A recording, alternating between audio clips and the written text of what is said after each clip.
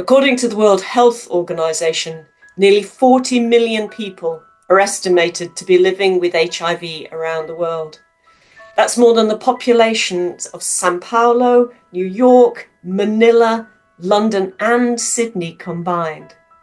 So much progress has been made in the treatment of HIV, and yet millions of people still do not have access to life-saving medication. Even in countries where individuals are able to live well with HIV, stigma and discrimination have not gone away. Think about this for a moment. How many people do you know who are open about living with HIV? If someone came out as living with HIV in your workplace or in your family, how would people respond to that? MCC was at the forefront when HIV and AIDS first appeared in the 80s. We looked after each other and the wider community. We campaigned against injustice, oppression, and ignorance.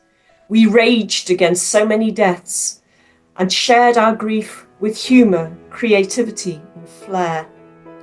MCC lost so many of our clergy and our laity. We were often the only church that would offer funerals to those that had died of AIDS. We remember and give thanks for those who've gone before us. We give thanks for those who cared for them. And we pray for those of us who continue to live with HIV. The progress that we have seen is because people like us have refused to give up. Just like the widow in Luke's Gospel who keeps demanding justice, we must keep working for a cure, for the end of stigma and discrimination, for ongoing education to empower individuals to make good choices.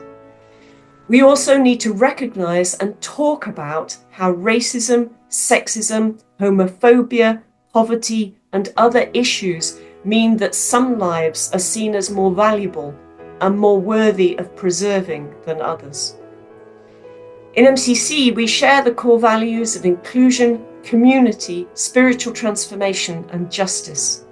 This World AIDS Day, I encourage each of us to reflect on these core values and how we can help them to focus on what we can do individually, as communities of faith, and as a global movement to support those who are impacted by HIV and AIDS, to bring equity of access to medical care, and ultimately to rid the world of HIV.